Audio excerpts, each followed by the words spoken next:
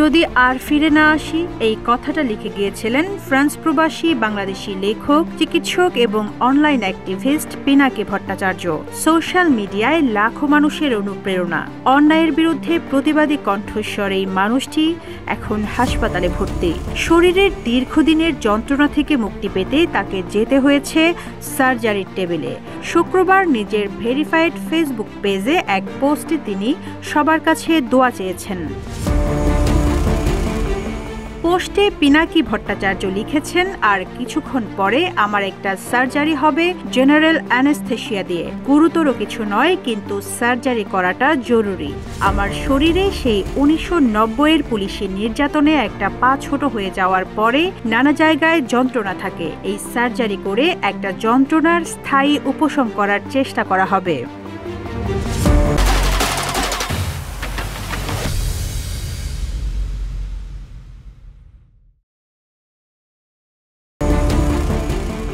তিনি লিখেন, আমার ভিডিও হয়তো নিয়মিতই দেওয়া যাবে, রেকর্ড করে দেওয়া আছে গত রাতেই। ঠিক কতদিন হাসপাতালে থাকতে হবে সেটা নির্ধারিত হবে সার্জারির পরে। আশা করি হাসপাতাল থেকে 2-3 দিনেই ছেড়ে দেবে। অ্যানেস্থেশিয়া নেওয়ার আগে মনে হয় যদি আর কখনো জ্ঞান না ফিরে আসে, এই আশঙ্কা করে পিনাকি লিখেন, মন্দ না, যন্ত্রণাহীন মৃত্যুর চাইতে আনন্দময় কিছু নেই। পৃথিবীতে আমার সময়টা কেটেছে রোলার কোস্টারের মতো। আমি উপভোগ করেছি প্রত্যেকটা মুহূর্ত। এই জীবনের বেশিরভাগই যন্ত্রণার, খুব সামান্য অংশ আনন্দের। যন্ত্রণাটাই জীবন আর আনন্দটা আপনার উপহার। তবে সৃষ্টিকর্তা আমাকে দুহাত উজাড় করে আনন্দের উপলক্ষ দিয়েছেন। অসংখ্য মানুষের অকৃত্রিম ভালোবাসা দিয়েছেন। আমি কোনোভাবেই যার যোগ্য ছিলাম না।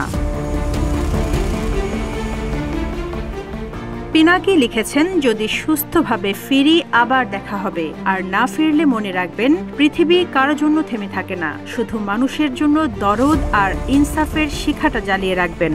ক্ষমতা নয়, মজলুমের সঙ্গে থাকবেন, কারণ সত্য থাকে ওখানেই। ভালো থাকবেন, নির্বিঘ্নে আর আনন্দে থাকবেন। ফি আমানিল্লাহ। ইনকিলাব জিন্দাবাদ।